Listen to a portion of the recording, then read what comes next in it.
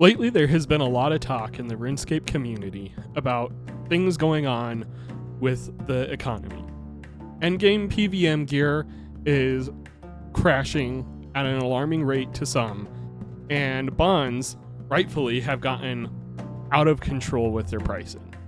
However, I think there's a little more to these stories than people are letting on. So in this video, I want to break down why the price changes in PVM gear actually make sense, and why bonds probably are going to keep going up, and there's not much that you can do about it.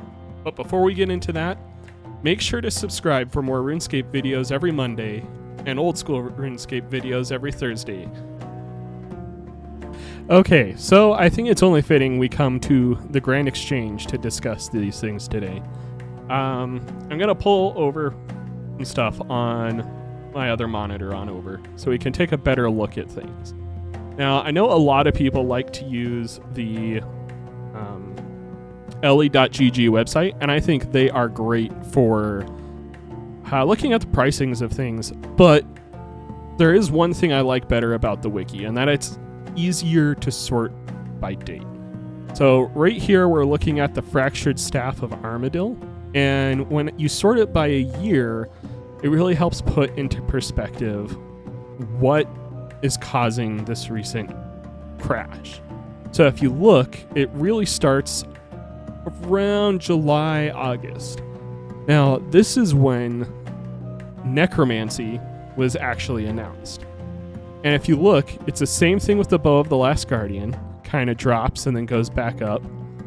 Shards of Lang, if you go to a year, they drop, and then with the PVM rework, they start going back up because people are enjoying melee right now.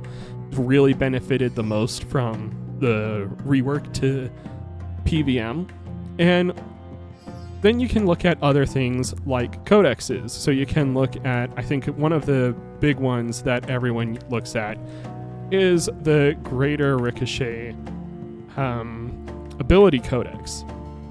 So if I can actually get to the codex, if we look, sort by a year, same thing. It starts going down, really, I mean, it's kind of gone down a bit, but really it held strong, and then it starts going down again right when necromancy is announced, and then just as necromancy has been released.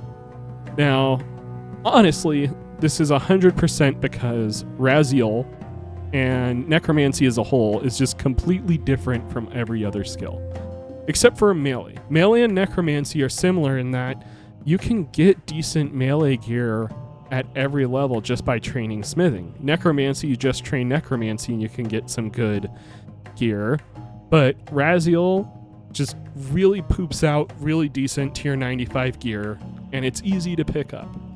I mean, this really makes sense because when you add a fourth combat style, you're kind of, think of it like splitting a stock if any of you are into investments. When a stock gets worth too much, the company will split the number of shares, which will drive down the price. Now, it's not like our items were doubled, but there's more choices, so there's less of a reason for people to spend money on that. Actually, probably a lot of you are going to disagree with me on this, but I think that's a good thing. I think the cost of endgame PVM gear was just way too high. If you look at, let me pull up moneymakers on the wiki. If you look at some of the best moneymakers, every single one of them is going to be from endgame PVM. And you can make, I mean, granted, most people aren't going to make this, but you can make close to about the cost of a bond or half a bond an hour at a lot of money-making methods in the game. And yeah, a lot of them are bossing and stuff like that, but there is still certain things where you don't have to do bossing. So like, for example, okay, sifting soil, 11 mil an hour. Is that perfect? No, but 10 hours and then you get a bond. So it's definitely not good for free-to-play players. So if we sort by that, really there's not that many good options. You're basically like killing chickens, killing guards. Oh, here you go. Crafting emerald jewelry is about 5 mil an hour.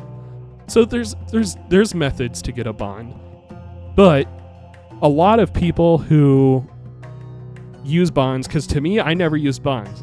I always felt like I was spending most of my time maintaining membership when I did bonds. So I've always paid for my membership. I've been in a very lucky position that I can do that. But there is one other thing people don't realize. You know, look at both of these side by side. Is RuneScape 3 bonds are in just as bad a place as old school bonds. If you compare the prices of bonds as 10 GP from RS3 to 1 GP old school, they're neck and neck in their price.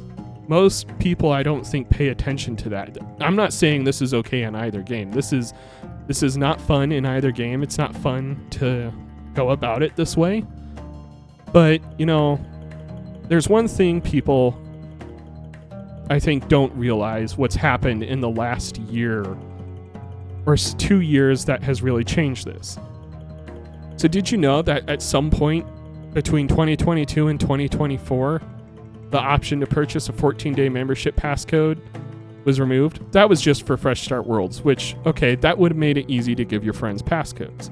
But what's more important is around the same time in 2022, I don't know if many of you remember, but they actually increased the price of a bond. So if you are in the United States, one bond is $7.99. So that's $18 a month for if you're going to buy 2 bonds for membership, or it's $12 for membership. Why would you buy bonds, one, for membership when you can do it that way? And then most people, you know, okay, you could buy it with real gold, but as we just saw, a lot of endgame PVM content is really good money making. And what did we discuss earlier? That endgame PVM has become more accessible to more players through necromancy. So there's less of a reason for people to buy bonds who, let's be honest, the whales, and of course the player count has played a role in this. But that also doesn't explain why old school RuneScape is having just as big an issue with bonds as RuneScape 3. So I just wanted to share that because I think a lot of people aren't looking at both of those things together. And to me, it plays a big role in what's going on with the economy. Because a lot of things haven't changed. I mean, there's nut jobs like me buying Abyssal Whips. But if you look at things like Magic Logs, they've been really steady for quite a while. And a lot of other things have been really steady for quite a while too, in RuneScape 3 at least. So overall, is the economy perfect? No. If you're an endgame player who had a lot of endgame PVM gear, you probably feel bad because your bank value's gone down a lot. But if you're a new player and you're getting into the game's in a much better position for you to get into PVM. You don't have to spend a crap ton of money in real life to get bonds to get the gear. The gear is way more affordable through doing stuff in the game. So anyways, let me know down below, guys. Do you agree with my reasoning? Do you think I'm a madman? What do you think is causing the issue with bonds going up? Do you think it's related that both in RuneScape and old school RuneScape bonds have gone up by a bunch? Or do you think I'm just making connections out of nowhere? And with that, I will catch you all in the next one. Peace out.